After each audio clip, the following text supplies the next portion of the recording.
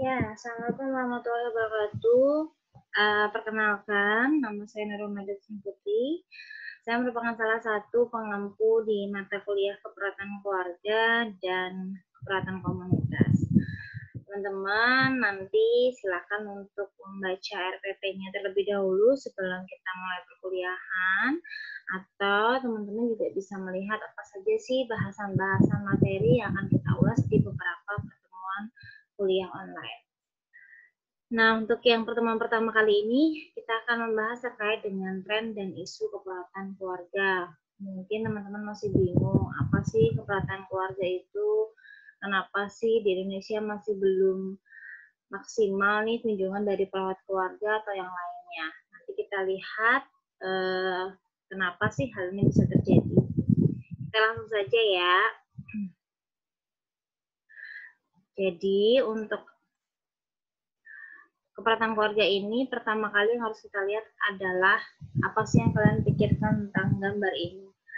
Adanya global village di mana sebuah yang tadinya merupakan sebuah pedesaan kemudian sekarang berubah menjadi kota-kota yang megah di mana semuanya bisa diakses dengan mudah gitu ya. Kemudian banyaknya sekolah-sekolah yang mulai berdiri dan mengejar akreditasi A, dan beberapa dari orang tua juga menginginkan bahwasannya anaknya masuk di sekolahan yang terbaik.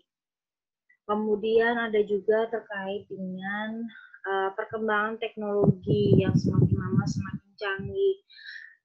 Segala informasi bisa diakses dimanapun, kapanpun ya, termasuk kali ini adanya perkuliahan online yang tidak mengharuskan mahasiswa atau teman-teman semua datang ke sini dan tetap bisa melakukan aktivitasnya seperti biasa.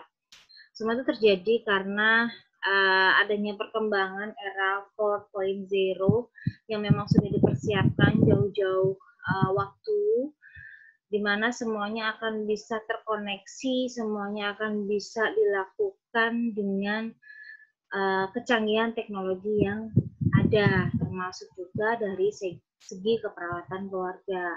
Teman-teman mungkin bisa melihat di beberapa negara di mana keperawatan keluarga sudah mulai turn in nih, di mana nanti keluarga hanya bisa tinggal telepon oleh petugas kesehatan melakukan konsultasi lewat telepon. Ketika memang dirasa harus segera ke rumah sakit, bisa untuk segera ke rumah sakit. Termasuk masalah kesehatan yang sedang terjadi saat ini yaitu corona atau COVID-19, kita bisa melakukan begitu saja melalui telepon gitu ya. Dan apakah memang harus betul-betul kita ke rumah sakit atau bisa kita isolasi dulu nih di rumah dan tidak perlu ke rumah sakit. Nah, melihat dari adanya itu perkembangan-perkembangan yang semakin terjadi, reformasi kesehatan yang saat ini adalah bagaimana sih profesionalitas atau profesionalisme dari teman-teman semuanya melakukan pelayanan kesehatan. Kemudian bagaimana sih pelimpahan wewenang nih, kalau di rumah sakit enak aja kita melakukan pelimpahan wewenang gitu ya. Tapi untuk di keperawatan keluarga atau yang langsung ke lahan komunitas ataupun keluarga, bagaimana pelimpahan wewenang yang seharusnya. Kemudian apakah sudah melibatkan masyarakat secara umum atau belum? Selama ini kalau misalnya kita ke keluarga, kunjungan keluarga, ada beberapa yang ditangani adalah individu yang mengalami masalah kesehatan, sedangkan untuk anggota keluarganya sendiri atau bahkan untuk masyarakat di sekitarnya belum teredukasi dengan baik. Kemudian bagaimana juga dengan asuransi kesehatan? Apakah masyarakat miskin masih bisa menggunakan atau tidak? Atau seperti apa? Itu mungkin teman-teman akan lebih paham ya, karena teman-teman yang berada di lingkungan lahan praktek. Kemudian menurut teman-teman semuanya, bagaimana sih pelayanan kesehatan saat ini? Apakah sudah mulai membaik atau justru malah mengalami penurunan? Atau justru malah ya desa-desa aja lah pelayanan kesehatan saat ini, padahal jenjang pendidikan perawat sudah sampai doktoral nih. Nah, menurut teman-teman nanti bagaimana? Kita nanti akan diskusikan itu di forum materi kuliah online kali ini. Kita lihat sendiri bahwasannya perawat keluarga termasuk salah satu profesi perawat yang tidak diinginkan. Beberapa tidak menginginkan profesi itu. Karena apa? Karena lah nggak ngetren lah, ngapain sih perawatan keluarga gitu ya. Semakin banyak keluarga, perawatnya jumlahnya sedikit nih. Sedangkan yang lebih in saat ini adalah perawat IGD, perawat HD, perawat OK, lebih terlihat nih loh aku sebagai perawat OK gitu ya. Sedangkan perawat keluarga siapa sih loh? Cuman kunjungan kayak gitu aja. Gitu. Sedangkan rewardnya bahkan masih sangat kecil ya. Kita hanya menanyakan sebenarnya harus bagaimana sistem pelayanan keperawatan keluarga yang harus dilakukan ketika jumlah keluarga semakin banyak, jumlah perawat yang sedikit, atau jumlah perawat keluarga yang tidak maksimal, kemudian riwayatnya juga kecil. Apa yang ada di pikiran kalian? Mungkin semakin kesini semakin wow, ngapain juga diurusin gitu ya. Atau nanti mereka juga bisa datang nih ke rumah sakit gitu. Ternyata ketika tidak ada keperawatan keluarga atau tidak ada perawat keluarga yang datang memberikan edukasi atau perawat komunitas yang melakukan edukasi ke dalam keluarga, biaya pengobatan atau masalah kesehatan juga semakin lama semakin meningkat. Kita lihat di sini jantung saja itu bisa mencapai lebih dari 150 juta. Bahkan untuk operasi bypass bisa mencapai lebih dari 175 juta. Kemudian cancer yang paling banyak terjadi, stroke, gagal ginjal, tifus, DBD, usus buntu, dan yang sebagainya. Kenapa kita tidak melakukan pencegahan sebelum hal ini terjadi? Ya karena itu tadi jumlahnya sedikit dan reward yang diberikan pun terkadang tidak kita dapatkan. Kompetensi padahal oke, adanya dukungan dari beberapa tim gitu ya, adanya dukungan dari kementerian nih terkait dengan ayolah family nursing pendekatan keluarga gitu ya. Nah, nanti kita akan ulas ini, kita akan bahas ini di forum. Kalau menurut teman-teman gimana? Soft skill-nya oke. Komunikasinya bisa kita lihat. Ada beberapa perawat yang tidak dapat melakukan komunikasi terapeutik dengan baik. Sebagai contoh, ada beberapa perawat yang ketika sudah lelah, ketika sudah capek, dengan segala aktivitas baik di rumah maupun di klinik gitu ya. Ketika sudah melakukan kunjungan ke rumah ya sudah males gitu. Kemudian kepercayaan dirinya juga lebih enak di rumah sakit lah gitu ya. Semuanya sudah tersedia, sedangkan kalau di rumah klien nggak pede nih harus ngapain, seperti apa gitu. Kemudian perlu adanya asertif, empati, dan linguistik juga kreatif, di mana keperawatan keluarga itu tidak hanya melihat dari satu sisi, tetapi kita harus melihat banyak sisi. Bagaimana nilai-nilai di situ, bagaimana adat istiadat di lingkungan tersebut, kita perlu melakukan itu, dan itu membuat semuanya menjadi suatu alasan bahwa minat bekerja menjadi perawat keluarga itu masih rendah karena dianggapnya semua sistemnya belum siap nih, belum berkembang, terutama untuk di Indonesia. Kalau di negara-negara maju yang lainnya memang keperawatan keluarga sudah sangat berkembang dengan baik. Terus sebenarnya apa sih alasannya teman-teman menjadi seorang perawat gitu ya? Karena kalau zamannya saya dulu atau beberapa anak-anak sekarang yang ditanya mau jadi apa, mesti jawabannya adalah dokter, atau mau jadi apa, mau jadi pilot, mau jadi apa, mau jadi bos besar gitu ya. Jarang ada anak yang mau jadi apa, aku mau jadi perawat gitu. Itu sangat jarang sekali. Nah, itu kenapa? Karena minat kita sendiri terhadap pekerjaan perawat juga masih dianggap belum berkembang, dianggap tidak menantang gitu. Itulah yang terjadi pada saat ini. Nah, apakah pelayanan tercukupi? Selama ini kita lihat Indonesia sendiri, ya di Indonesia sendiri itu ternyata lebih luas nih, luas wilayahnya lebih luas daripada Eropa Barat, di mana Indonesia ada 1.919.000 kilometer persegi, dan di Eropa yang hanya terdiri dari Australia, Jerman, Belgia sampai Swiss hanya ada 1.500.000 kilometer persegi. Bisa dibayangkan kan ya, satu perawat, satu desa, one day, one village. Kita lihat bahwasannya luasnya ada segini nih. Nah, perawat keluarganya bagaimana nanti? Dan penduduk di Indonesia juga termasuk penduduk yang besar, di mana penduduknya bisa mencapai 268.369,114 orang. Dan jumlah perawat Indonesia pada tahun 2014 sampai 2015 mengalami penurunan yang signifikan dari 237,2 ribu menjadi 223,9. Why? Ini yang perlu kita tanyakan. Gimana nih isunya? Sedangkan jumlah perawat berdasarkan provinsi, Jawa Tengah masih menduduki peringkat tertinggi di tahun 2015. Dan kita lihat pada tahun 2016 per Desember, datanya kita ambil dari Kemenkes RI nomor tahun 2017, Jawa Tengah itu ada 35.773 perawat. Nah, sehingga ini bisa menjadi tolak ukur nih, apakah sudah cukup, apakah sudah bisa nih perawat melakukan kunjungan keluarga, one nurse, one village gitu ya, satu perawat, satu desa. Kita lihat nanti.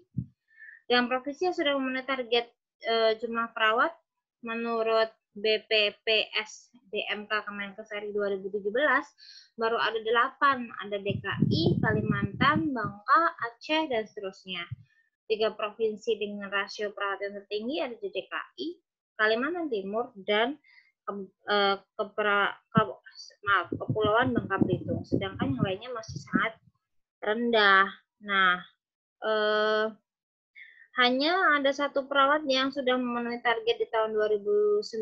Sisanya Jawa Barat, Jawa Tengah, Jawa Timur belum memenuhi target gitu. Bahkan termasuk di Jawa Barat dan Banten adalah provinsi dengan rasio yang paling rendah jumlah perawatnya. Kemudian kita lihat dari pelayanan pendidikan. Ternyata untuk di kesehatan sendiri, kerjasama lintas sektor masih berbelit-belit dan belum memadai. Model pelayanan belum mendukung peran aktif dari semua profesi. Masih ada gontok-gontokan nih antara sebenarnya apa sih tugasnya perawat dan dokter. Sebenarnya apa perbedaannya? Perawat dengan fisioterapis, apa bedanya gitu.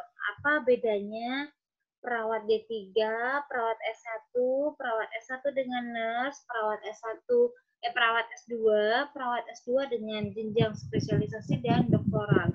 Apa bedanya? Apa intervensi yang berbeda gitu. Itu masih mengambang ya. Kemudian lahan prakteknya terbatas, padahal sekolah-sekolah pendidikan keperawatan cenderung lebih mudah nih untuk didirikan dibandingkan dengan mana sih lahan yang cocok gitu ya. Terutama munculnya SMK keperawatan. Nah, apa bedanya nanti kompetensinya dengan D3 gitu. Kemudian penelitian pengembangan dan uji coba terbatas. Beberapa dari perawat merasa bahwa sudahlah kita kan sudah kerja, sudah capek nih, jadi nggak perlu lagi untuk penelitian dan pengembangannya masih sangat kurang. Bahkan ketika perawat sudah berada di lahan praktek, sangat jarang sekali untuk membuka jurnal-jurnal keperawatan. So, teman-teman di sini apakah sering membuka jurnal-jurnal keperawatan atau tidak? Ya, maybe ada beberapa yang ya, ada beberapa yang ya sudahlah ikutin protap saja gitu ya.